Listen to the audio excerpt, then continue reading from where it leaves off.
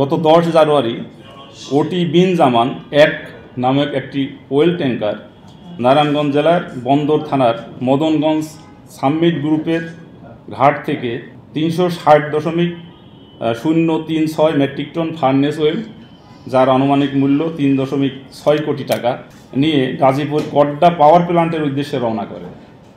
জাহাজটি মুন্সিগঞ্জ সদর থানার চর মুক্তারপুর শাহ সিমেন্ট ফ্যাক্টরির সংলগ্ন শীতলক্ষা নদীর মোহনায় পৌঁছাইলে জাহাজের স্টাফদের দেশীয় অস্ত্রের ভয়ভীতি এবং প্রাণনাশের হুমকি দিয়ে একটি সংঘবদ্ধ ডাকাত দল জাহাজটিকে পূর্ব পরিকল্পিতভাবে অজ্ঞাত স্থানে নিয়ে যায় এবং জাহাজ হতে প্রায় 350 টন তেল অন্য একটি অজ্ঞাত জাহাজে নিয়ে পালিয়ে যায়। এই বিষয়টি নৌপুলিশের গোচরীভূত হওয়ার সাথে সাথে নৌপুলিশের নারায়ণগঞ্জ অঞ্চলের পুলিশ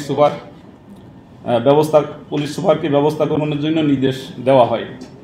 নৌপুলিশের প্রধানের নির্দেশক্রমে নৌপুলিশ নারায়ণগঞ্জ অঞ্চলের পুলিশ সুপার ক্রমাগতভাবে অভিযানের মাধ্যমে গত 10 জানুয়ারি থেকে 19 জানুয়ারি পর্যন্ত আজ পর্যন্ত মোট 8 জন ডাকাতদেরকে গ্রেপ্তার করতে সক্ষম হয়।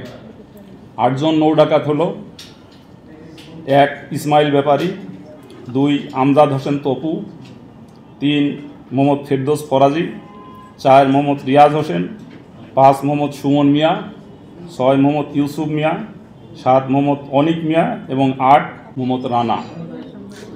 এই অভিযানে 350 মেট্রিক টন ফার্নেস ওয়েল, যার আনুমানিক মূল্য 3.55 কোটি টাকা, এটা সম্পূর্ণ উদ্ধার করা সম্ভব হয়েছে। এছাড়া ডাকাতদের ব্যবহৃত 2টি তেল আনলোড করার জন্য 2টি পাইপ আর ডাকাতি কাজে ব্যবহৃত দেশি অস্ত্র, একটি হাসোয়া এবং 2টি সুইচ গিয়ার চাকু উদ্ধার করা হয়েছে।